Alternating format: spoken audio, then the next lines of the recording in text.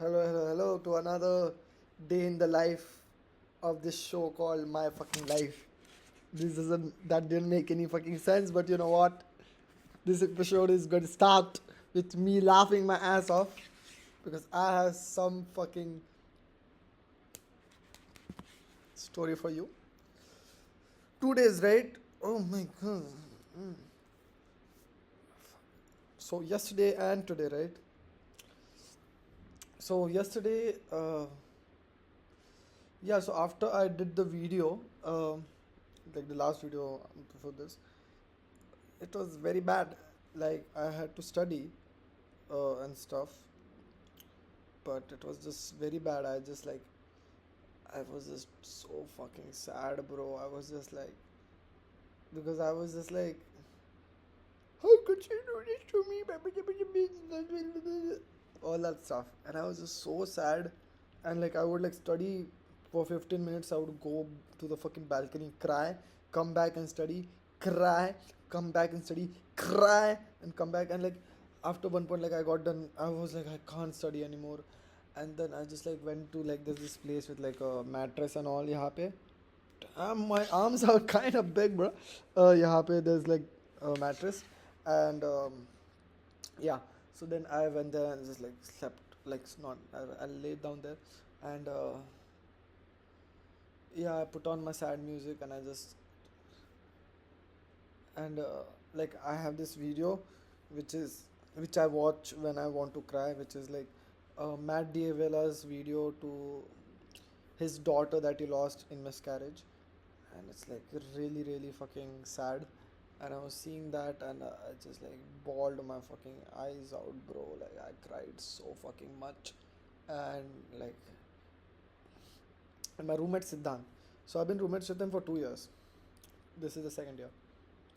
Last year, around the same time actually, I was going through like a major crisis in life regarding what I'm doing with life. Not 2 years, yeah, 2 years back.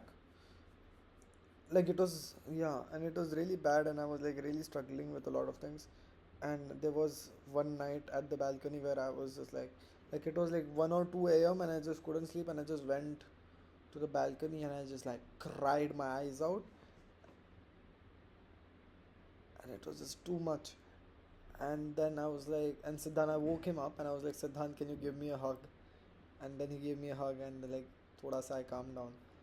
And we talked about it, and then, oh, okay, I was like, chill. So then, day before yesterday, after the call, uh, like I cried my balls out, and I was like, man, I just, like, it was just too much.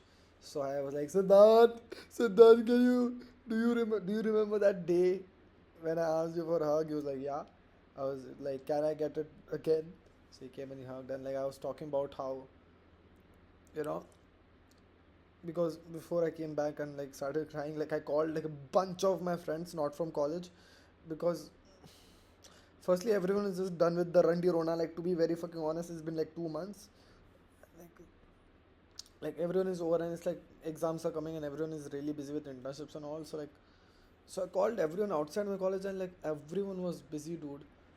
And I was telling him how, everyone says like, whenever someone dies or mental health stuff, always reach out to us, always. But every time, bro, I really feel that someone reaches out, people are just too fucking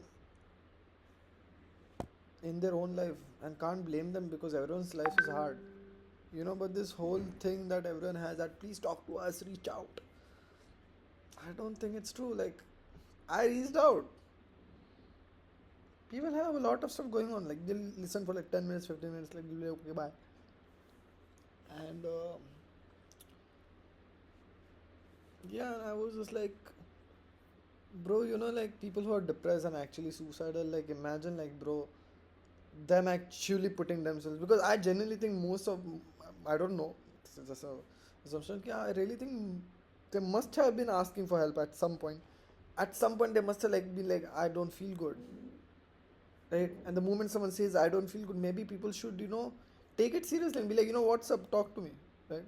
We'll figure it out, I'll get you some help, we'll figure it out as a community, right? Even if I know, even if a person I don't even know comes up to me and is like, Pranav, I don't think I feel good, I'll be like, you know what, it's fine, we're gonna talk about it. You know what, call me whenever you want. Yeah, it's trauma dumping. Yeah, it will probably affect my mental health at some point. But by that, till that time, brother, like if I don't have a lot of shit going on, but that's the whole point. Everyone has a lot of shit going on, so can't blame anyone. So I just think it's a institutional problem where, excuse me. Firstly, it's so fucking hard to find therapist. Firstly, you need to have a lot of money to even get a therapist. Secondly, there are so many bad therapists. I've changed like three therapists. Everyone is just bad. And like anyone who's good is like booked for like 6 months. And it's just like so fucking hard. And like everyone is just like in their own life. And it's just like, yeah, so it's like an institutional problem. And I was just feeling very alone. And we talked about it. And then I slept. And then yesterday I started. Oh my god, yesterday again. I had some dream, I don't remember, and I was very sad and I couldn't wake up and stuff and everything, and I had to study and I studied and I was again yesterday really sad. Like at this point, like yeah, sad. It's like I am sad, I cry, but I don't stop my life. Like I work, I go to gym, I have my chicken, I have my work, I have my exam, I do all of this, but I'll just like find 10 minutes, cry, and then like back to it.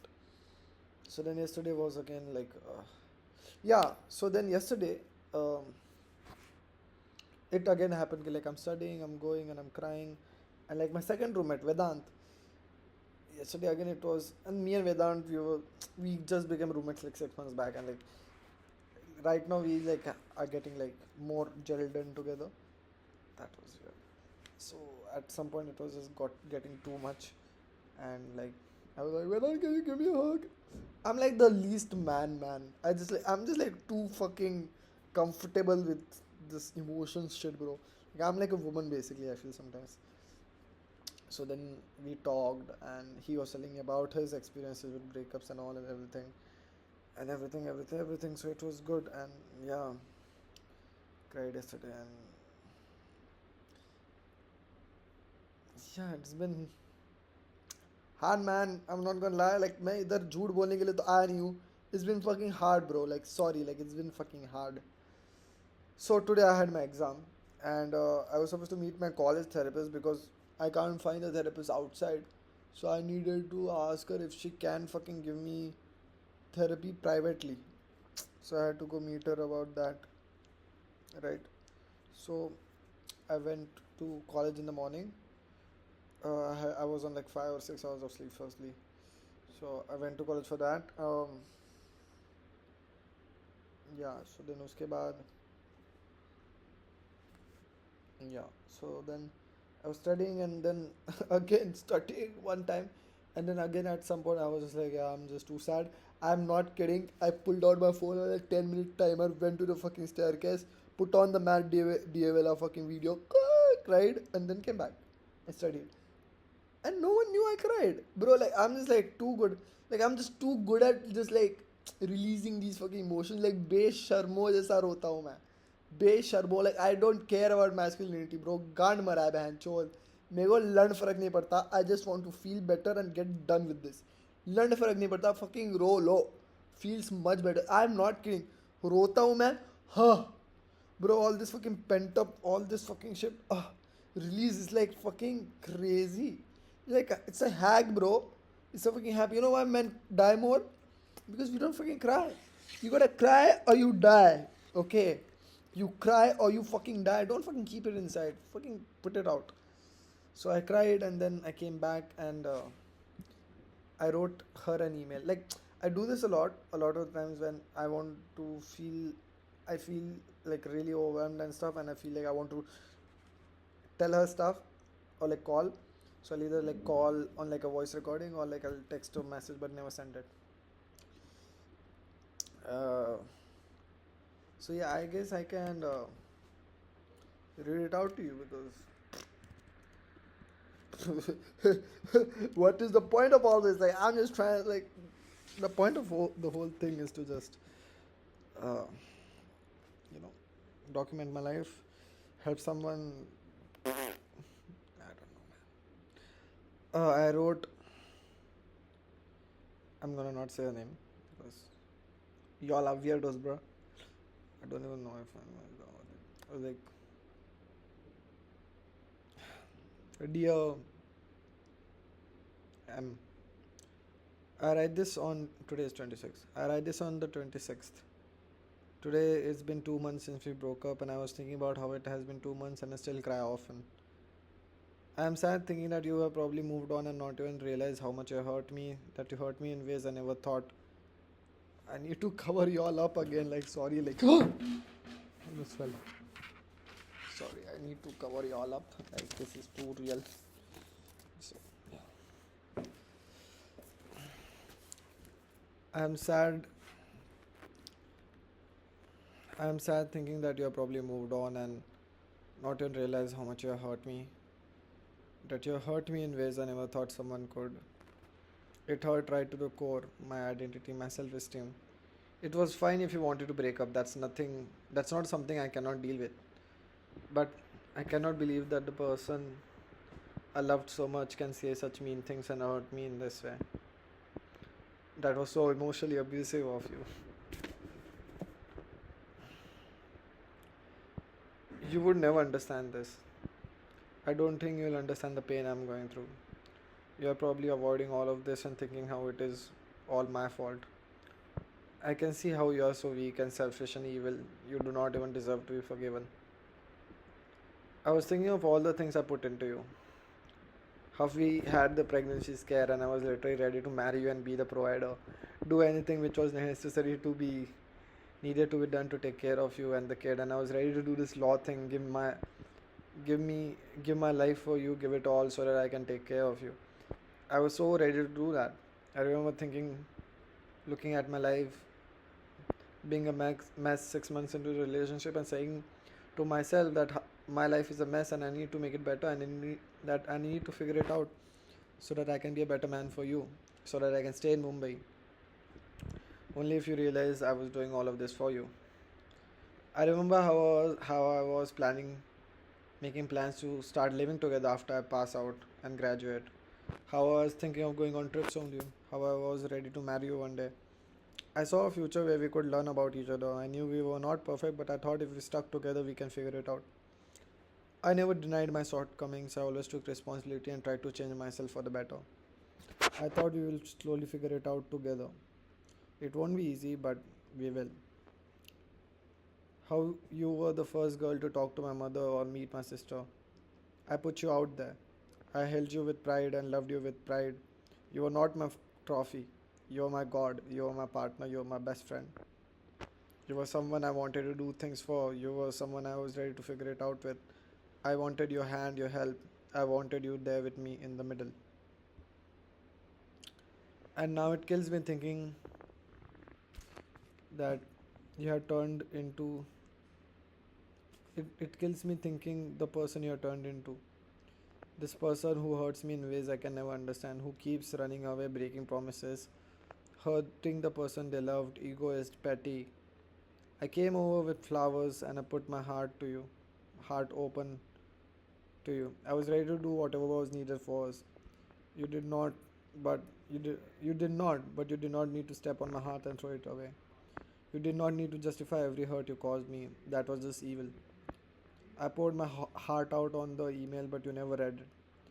I poured my everything into this. For the first time, I was so selfless, and you were as selfish as it can get. That day, I could see the devil does not come in the image of an animal or a beast, but most likely in the image of the person you love the most. You were nothing less than that day. You were nothing less than that day. I'm disgusted, hurt, angry. I don't feel like myself. I feel lost after what you did and what you said. I still miss what I thought you were, but you never were that. You could never be in a healthy relationship. You need to work on yourself. You probably never actually will and never actually understand your shortcomings. You will keep dating men and call all of your exes crazy and take zero accountability. One day you will marry a guy with money and no responsibility who is madly in love with you, but you will again suffocate him, make him hate you. not give him trust, and slowly at some point there will be another woman ready to give him the respect and understanding that he deserved, and he will cheat on you, and you will blame everyone else again and be the victim. You will never be in true love before you accept the pain you caused me and the shortcomings you have. But by the time that happens to you, you will be as good as dead to me. Not yours, Pranav.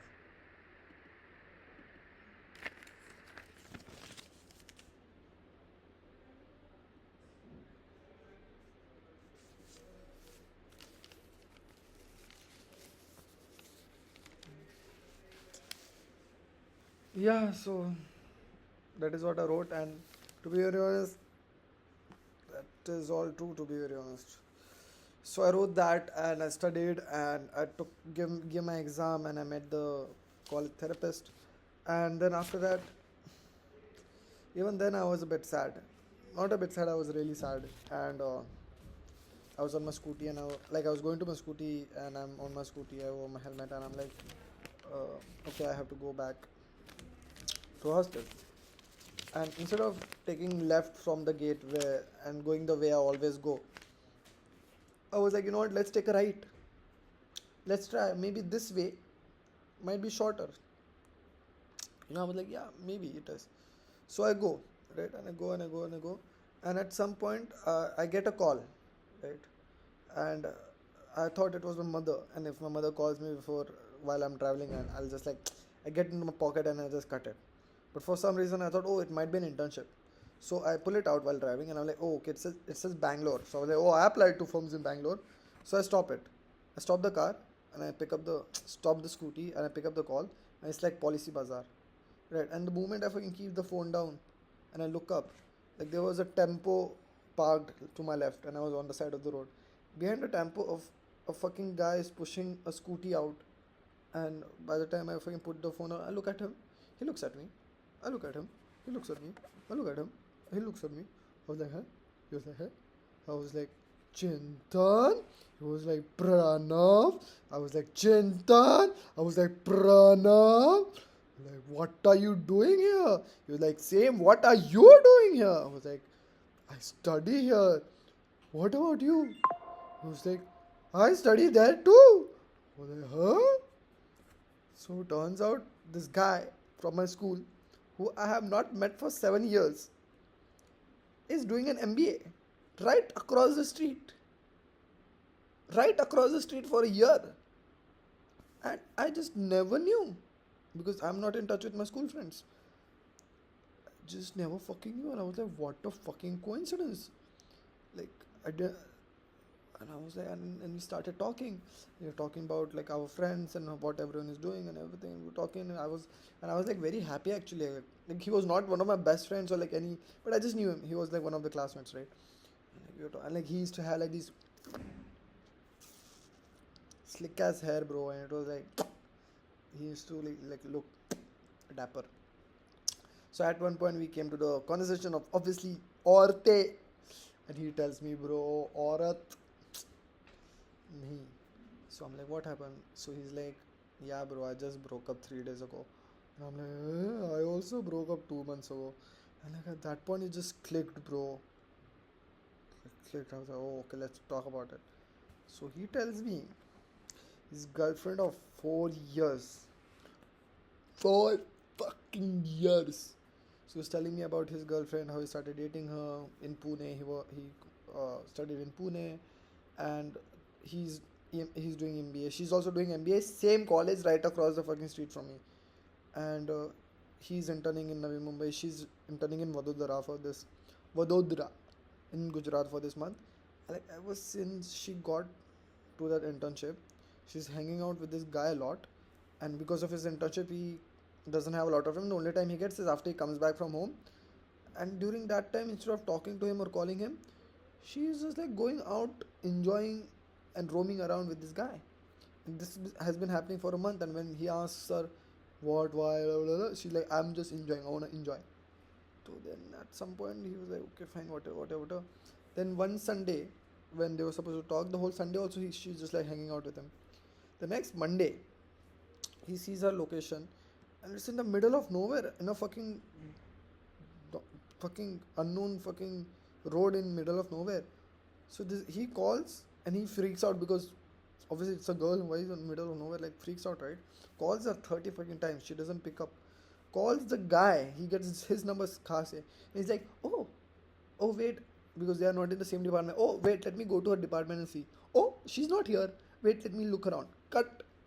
He's like, what the fuck? So then he calls another friend in the same internship, and she's like, "Oh yeah, she went out with him there in the morning only. They took a leave."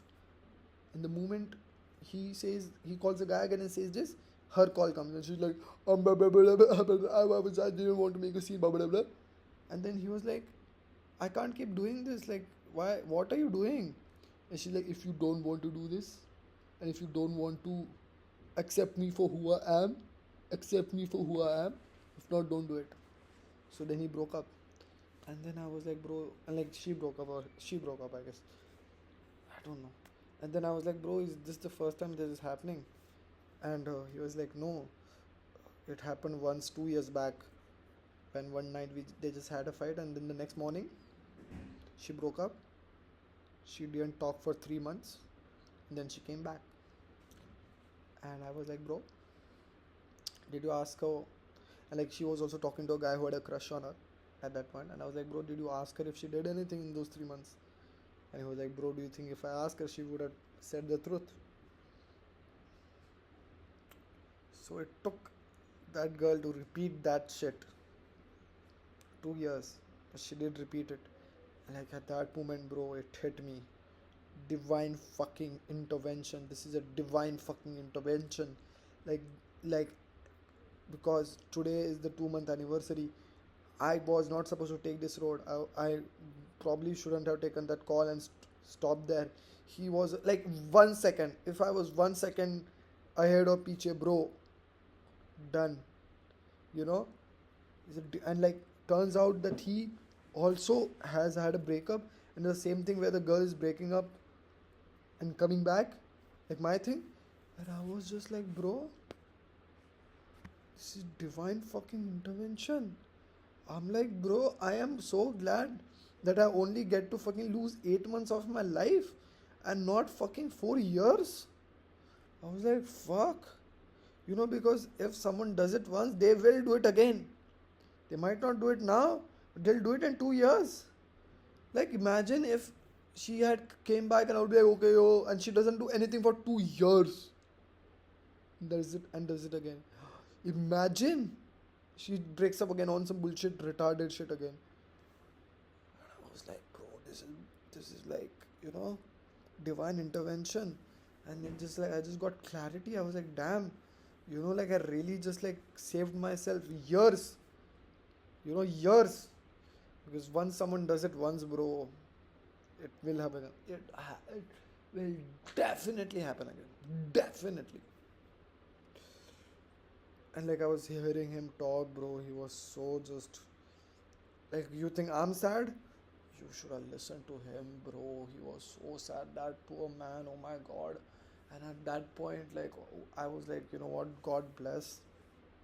God bless that I didn't have to wait 4 years to understand who she was. Like, imagine loving someone for 4 fucking years and shit does this. And it's also kind of scary, like, you will never know.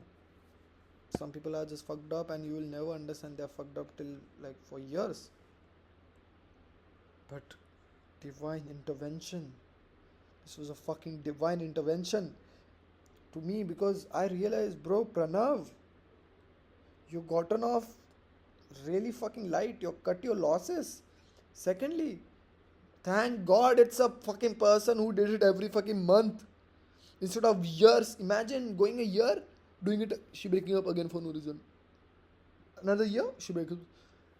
So I just came back and I told Vedant this, and we were both just like, and bro, it was something, bro. Fuck. I feel just like divine intervention, and then I went to gym and I came back.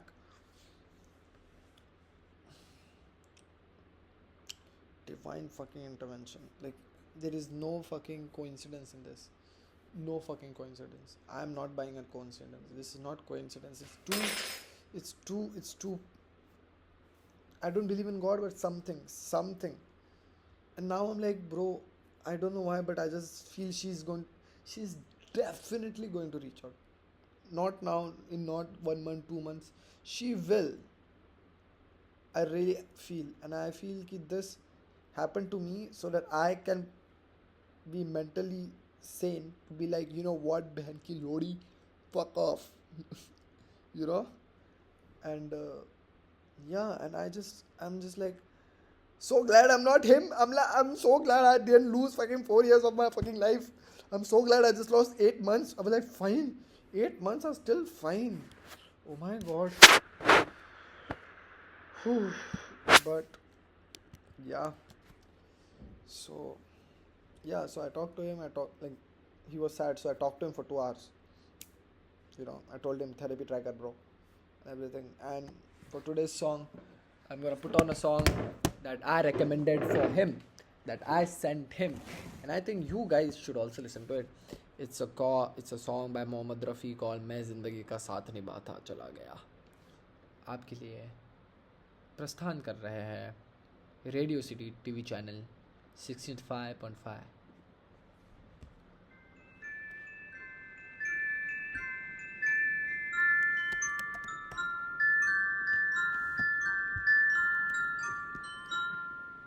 मैं जिंदगी का साथ निभाता चला गया,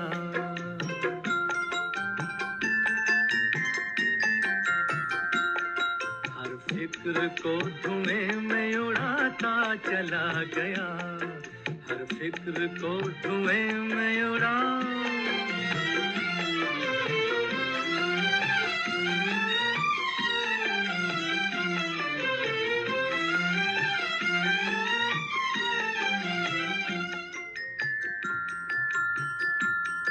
बर्बादियों का सोग मनाना फजूल था,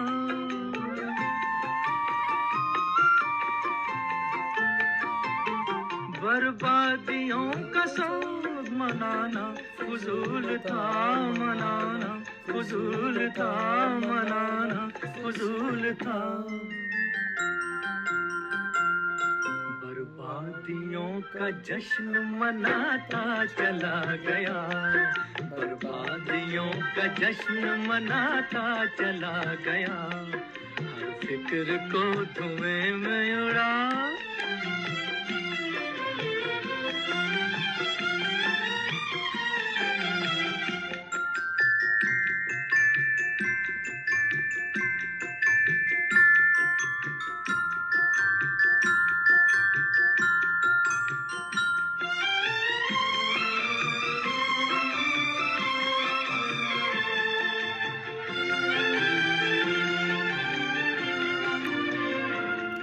जो मिल गया उसी को मुकद्दर समझ लिया,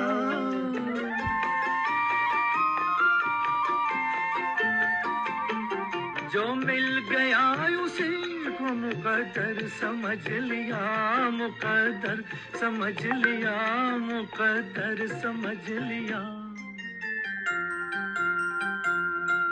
जो खो गया मैं उसको भुलाता चला गया, जो खो गया मैं उसको भुलाता चला गया, हर फिक्र को धुएं में उड़ा।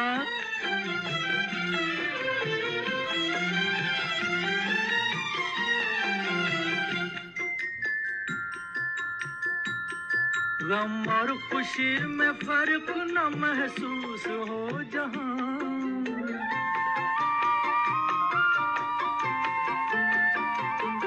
गम और खुशी में फर्क न महसूस हो जहां, न महसूस हो जहां, न महसूस हो जहां। मैं दिल को उस मकाम पे लाता चला गया, मैं दिल को उस मकाम पे लाता चला गया, मैं जिंदगी का साथ निभाता चला गया, हर फिक्र को धुएं में उड़ाता चला गया।